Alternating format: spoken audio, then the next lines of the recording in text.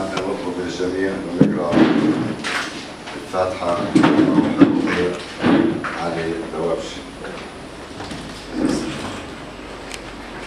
قاعد تصير هناك عقبات خطيرة بالعنف اللي يمارس في مكاننا، بنقدر احنا نتخطاه بسرعة فائقة، مش مثل الماضي البغيض اللي كانت هناك تعصب عائلي كبير جدا في مكاننا. اليوم فشل هذا الموجود في صدور اهل العلم في المشكلة، جزء لا يتجزأ من الصلح ونعبر كل هاي الازمات. وآية كفر كرنا مش غريب عليها لأنها مميزة مثل ما ميزها رب العالمين، هي مميزة في أخلاقها في علاقاتها الاجتماعية اللي موجودة. اللي حكيته أنا إنه هو مصنع رجال المدرسة الثانوية للسلام بإنجازات مستمرة، هذا فخر لنا. في باسمكم جميعا أنا أشكر القائمين على إعداد هذا البرنامج اليوم، اللي هو الأستاذ المهندس عون الزايد، دكتور سناء شبون، بسام حكوش، إسلام عمارة، والسيد هذا ما يزعلش علي، نبارك لطارق، كل بقول السجل كان اشتغل. احنا من الصبح الساعة 8 ونبقى كده ونشينا، بارك الله فيه. محمد العكر محمد العكر كمان احنا باسمكم جميعا نبارك لأختين إلنا، نجلة مقاري مستشارة الرئيس لتطوير مكانة المرأة في كفر كرنا عينت رسميا، ودكتور سناء شبون اللي هي تشتغل في تقنية تنمية شكرها على قبولها هذا المنصب، لأنه يقولون هذا صغير عليك قالت لنا ما تخدم بلدي، وهذا الشيء نفتخر ونمتاز ونتميز فيه في كفر. فإحنا بإذنه تعالى برضا الوالدين برضاكم جميعا احنا ماشيين بالاتجاه الصحيح.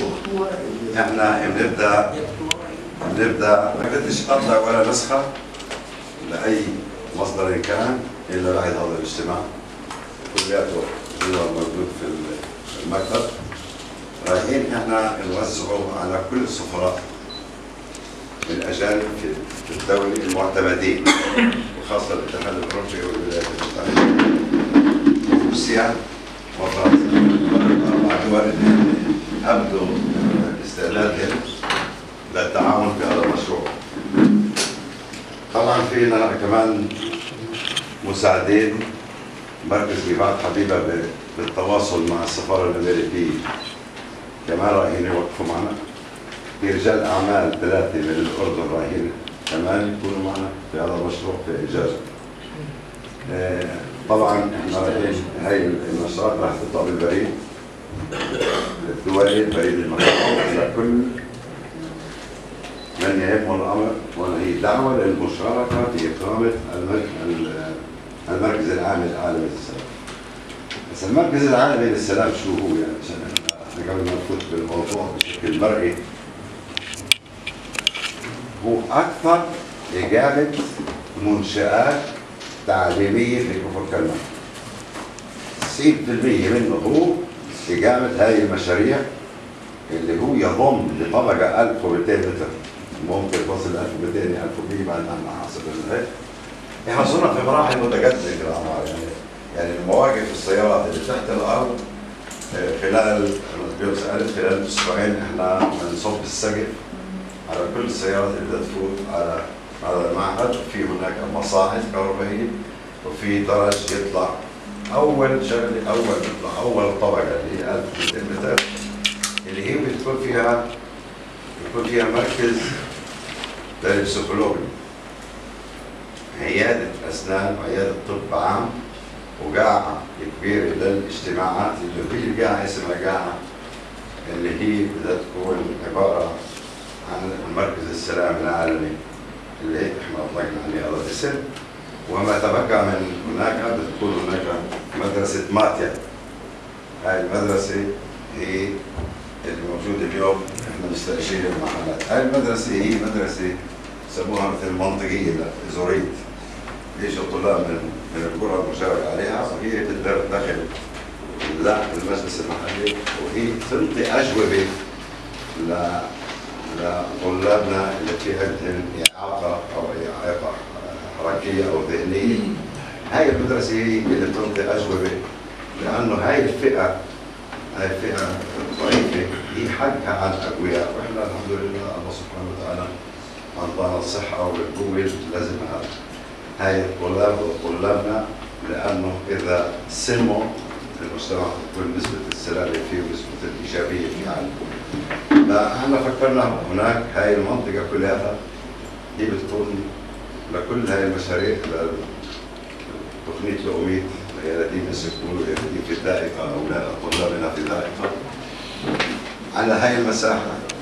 هاي كلها المؤسسات هي اليوم موجودة بالأجار مستأجرة وغير لائقة وغير مش مؤهلة إنها نقوم في خدمة هذا القطاع من الطلاب، لأنه بدهم المركز البسيكولوجي موجود، بدهم فيزيوثيرابيا موجود، بدهم طب أسنان موجود، بدهم طب عام موجود، وفي المدرسة نفسها هي موجودة هناك. وعلى الطبقة الثالثة هو يقام المعلم من بناية المسجد والكنيسة في بناية واحدة طبعا مفصولين. احنا أخذنا رأي رجال الدين الإسلامي بحلب والدين المسيحي بحلب والبنياني بناية واحدة تحتوي في داخلها مسجد وكنيسة، ويكون هناك في حاجز لكل إنسان في نطقه دينية بشكل حر ومستقل. طبعا على 1200 متر تقام هاي المعلم. ما تبقى هي منطقة كاشفة لتفكرنا، كاشفة لجبال الشرمك، كاشفة لاتجاه البحر الأبيض المتوسط، كاشفة لهضبة الجولان وقسم من شرق الأردن. هناك في بيكون دربين، أي إنسان بكلم يروح بيركب المصعد بيطلع فوق يشرب بارد بفرجي أولاده، يعني بكون يوم استجمام على أرض كفر. مش بس احنا نروح نروح استجمام على رزية تقليد وخرجة والرؤوس والشكل، لازم يحد على كل الموضوعات. في واحد من اللي قاعدين بيشربوا اسمه قال له ولك يا اخي خذ عليك كنيسه دشر الجامع، قال له تفضل. انا بدي ابحث الكنيسه اولا والجامع ثاني، انا بالضبط حجه يعني. احنا هذا التوجه يعني بعد في خير أمة العرب الحمد لله رب العالمين. لذلك انا اخترت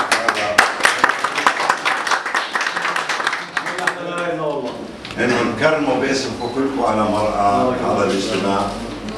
الاخ رئيس مجلس البلدي كفركلنا يتقدم بجزيل الشكر والعرفان الى شركه حج وطحبش للتخريات على تبرع الصخري بحفل اساسات المركز العالمي للسلام والمسجد والكنيسه. على بدايه البناء من اسمنت وبتكون عندنا مدرسه ضخمه بيجري التخطيط لها من المخطط من قبل المخطط حكمة بيات على تخطيط مثل ما انا شفت التخطيط اللي هي مدرسه كبيره جدا. الطبقه الاولى هي تربيه الاسماك البيتيه، كيف الاولاد بيشوفوا كيف بربوا هاي الاسماك في احواض وبيقدروا يشتروا منها وبيقدروا المضبوط. قلنا سمعوني من اجت هي ما خلال 180 يوم قالت هاي المدرسة قامت وكان في هناك ثمر على أشجار فواكه وكان خضروات عديدة. اللي أنا شفته اللي يعني بثير الشعور إنه كيف أولادنا من سدان أجا صف مع المعلمة، أجوا أخذوا الأشتال وراحوا زرعوا شكلة أرض تقريبا حوالي 4 أمتار بعرض 10 أمتار وزرعوهن وقطفوا ثمارهن نفس الاولاد. هذا رجعت انا في التاريخ قلت لهم احنا ما جددنا شيء. واحنا في المدرسه وكان مديرها الاستاذ ابراهيم جاريسه كانت في عندنا حدائق زراعيه. كنا نيجي سليم السالم سليم السالم صح، كان أستاذ زراعة، وكنا نزرع، كان يقول هذا أشجار ونزرع البصل والفجل، وكانت إنه الطالب كان في شيء بالكوسة بالبوس يشوفوا على أمه كيف بنزرع. هاي نوع من الثقافة، هاي المدرسة الزراعية اليوم هاي المدرسة الزراعية فيها تين، فيها فواكه، فيها بروبيا، فيها خوخ، فيها زيتون، فيها جميع أنواع الخضروات، حتى إنه يوم اجت هون سمعون أنطوها خس أحمر، لون أحمر جدا. أنا بس هداك جيت حطيت خس أحمر. هنا بيعملوا اكتفاء ذاتي بالأشتال، بيجوا بيزرعوا اسمها شرشات تشريش والورود. هاي هون هاي جزء منها. هاي تقام على 14 دولم، هذول 14 دولم كانوا مسجلين لأراضي أملاك دولة إسرائيل. انا والاستاذ عوني رحنا على المنهال وقدمنا طلب انه هاي الارض بدنا اياها لغايه بكره، واخذناها فعلا 14 دولم، اخذناها مسجله باسم مجلس محلي بكره من ارض كانت للمنهال، كان ممكن تنباع قسائم او شيء من الشكل. احنا اصرينا تكون هي منشات للتربيه والتعليم. كانوا يزرعوا هناك الزعتر اللي بيقولوا عنها هذا التين السنة صار عليه، والخوخ شفته عليه، وفليفلة حلوة، فليفلة حارة موجودة، وولادنا هناك بيتعلموا بكرفان يعني صف دراسي، باخذوا هناك الإرشاد باخذوا الدرس هناك، بتوجهوا باخذوا الأشتال من العريشة هاي وبتوجهوا بزرعوا وبضلوا يتابعوا الزراعة اللي بزرعوها. وبيجي هناك المضبوط الاولاد اللي كانوا، انا سالت كانوا احنا مبسوطين يطلعوا من المدرسه ولا شيء، ينتجوا بنفسهم الخضره اللي بيقطفها بالبارد. هاي هناك الحصلبان، في النعنع، في الورود كمان، الورود الموسميه بالجناين، هاي مثل ما انتم شايفين زرعنا التمور فيها، في عندنا 6 شجرات تمور، معلش كان حمله السنه ما رحتش، اما هي موجوده اليوم في انتظار. وأنا المدرسة اليوم المدرسة الثانوية هي مدرسة ثانوية خضراء. هاي وين الساحات بتاعتها؟ عملنا لها ملعب مثل ما بقولوا دشي من البلاستيك، دشي سنتيتي، والأولاد هناك بيروحوا بيلعبوا فيه، اليوم جاهز اخضر. هذا الملعب، هذا هو هنا كان في كريم اللي خلصناه من منطقة المشاوي، سنة الأمل والمحبة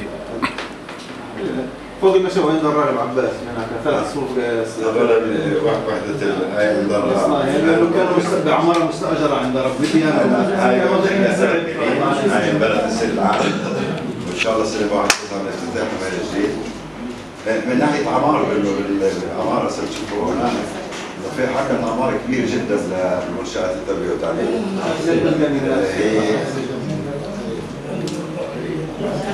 شارع الدباغ، هذا الشارع ورا البساتين، كله مصروع طفلة معبد.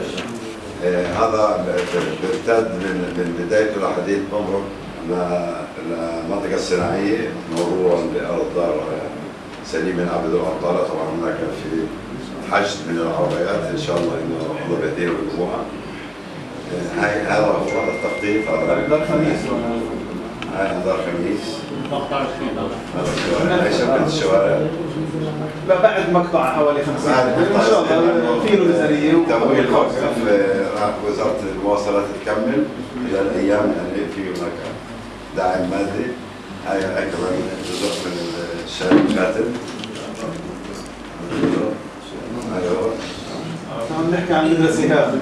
هسا مدرسة هاب، المدرسة الابتدائية الغربية، وين الأستاذ جهين عواضي. تم هنا بناء حجر يابس عدة صفوف، وهذه هاي المنطقة بالذات هي قاعدة اليوم بنبني عليها عدة منشآت. هاي المدرسة هاي المدرسة راح إن شاء الله راح تسعى لافتتاحها، وجنبه في كمان أخرى. جنينة دي صفين بستان ولا ممكن يكون ترون طبعا. إنه بحاجة لصوف بستان صار نقدر نستعملهن لجنينة دي. حسب الكشف احنا غير بنشوفها لأن هي شباسيح نيجا يطلعوا أيضا فخر واعتزاز كلنا كلهم جميعا على هذا الأعضاء. الناس الإعدادية. هاي الإعدادية. الإعدادية هي تصير مدرسة بدها تكون مدرسة مش إعدادية مدرسة نادي. لأن كل سنة تزيد صفحة تصير مدرسة ثانوية كاملة متكاملة. هاي المنظر تاعها. في جزء كبير هو للإدارة كما تصور المبروم. هاي المدرسة. من فوق. الإدارة هي من درجة بسيطة. هون الإدارة. أيوه. هذا الطابق الثاني كمان تعمر مع الإشلاف كمان تعمر الطابق الثاني تبع الإدارة نفس هاي بناية البلدية هون 36 غرز هون اللي يطلع ثلاث طبقات في المدخل إضافة إلى طبقة تبعت الرفاه الاجتماعي الطبقة الثالثة الغربية. يا الطابق. وانت بتقدموا طلب مشان تكون بلديه هون؟ وانت بتقدموا طلب؟ احنا بنعلن عن البلدية بأسرع وقت ممكن وين اللي يعترف اللي بده يروح على شرم الشيخ. يعني بنعلن عن لا ارتبطنا مع مكتب في ان شاء الله فيها ورود فيها دفء فيها منطقة خضراء جدا جدا جدا وفيها اللي هو شارع جبل خويخة. شارع جبل خويخة اللي هو بربط منطقة الخميسي. هذا هو الشارع. هذا هو الشارع. هاي الصور الرجب انجبرنا نعمل هاي الصور في بيوت قائمة هنا. انجبرنا نعمل هاي الصور عالية هذا الكبر. هاي المسرح عالي هون. هاي المنطقة الدوار هذا اللي موجود هناك. عدة صور. عدة صور. هاي منطقة المرفورة. هاي المنطقة الشمالية. هاي المنطقة الشمالية عند مسجد الكاري. هاي صورة من طارق. صورة أخيرة جديدة اليوم. كل السنة من دراو نعم. في كمان شارع الملعب ما في كمان بعض الشوارع. هسه حنيجي اليوم في عدة شوارع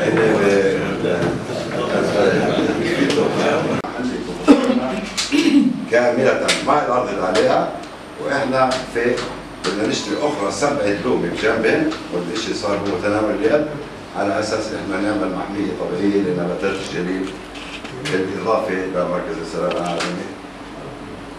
بطلب من هاي البلدية بطلب من كل إنسان مسؤول إنه هاي الفترة فترة مفصلية في تاريخ كفر مستعد أنا أشتغل 24 ساعة.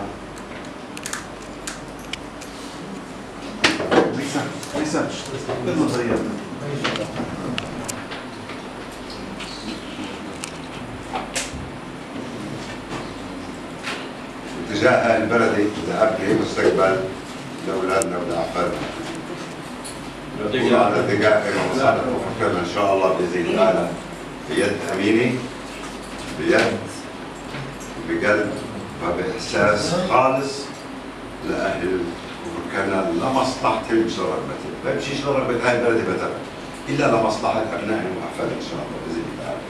فبرجو من أعضاء مجلس المحلي إنه يكونوا داعمين وشركاء وكل أهل كفر كنا شريكي لهذا المسار مسار نبني مستقبل لنا ولأحفادنا.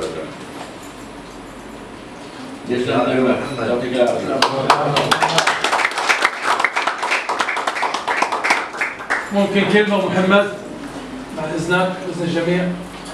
لا شو لا شو مهم شو بعدين شو بالنسبة لكفر كلنا مهم جدا اللي حكاه محمد في شيء أهم.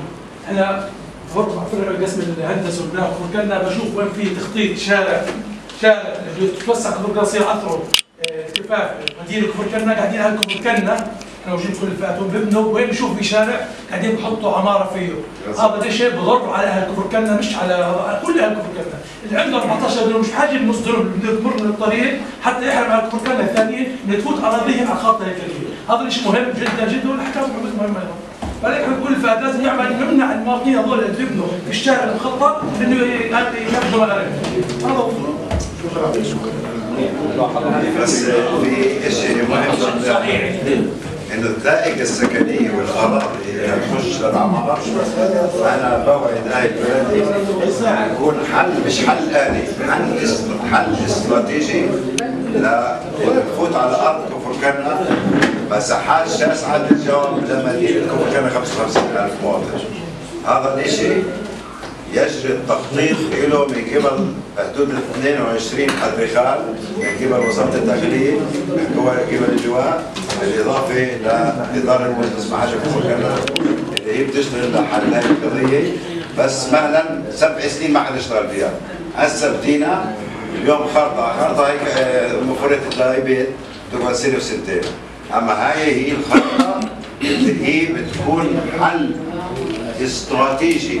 انا بوعد استراتيجي لكفر كنا بهاي الفتره القادمه. انا بتوقع خلال سنه ونص، سنه 8 اشهر تكون كل اراضي كفر كنا مخطط عليها تخطيط اسمه الخارطه الشامله لكفر كنا، لمدينه كفر كنا اللي هي تتسع ل 55,000 مواطن. هذا وعد، هذا متناول اليد، هذا بدأ العمل به بشكل فعلي. بس هذا منين اللي بتخطط؟ وزارة الداخلية كلياتها، وزارة الداخلية هي وزارة الداخلية بتخطط، هي اللي بتوافق، هي اللي بتساوي، واحنا محل مرافقين. هذا ان شاء الله بس هي مسألة وقت. ذائقة على الكل. المجلس مش ساكت، مش قاعدين نتأمرش على البلد لا سمح الله، لا بس لمصلحة كفر كنا. إذا أنا الشيطان اللي يلعب براسي مشي بشكل أعمل ضد كفر كنا بتمش قاعد في المجلس بتاتا نهائيا، لأنه أنا يعني العمر تاعي صار 67 سنة ومش اختيار، بس 67 وشوي. خلال ال3 سنوات اللي قادم يكون حل استراتيجي إن شاء الله. إلى الأعمال إن شاء الله نجاح إن شاء الله كل قطع مراكز.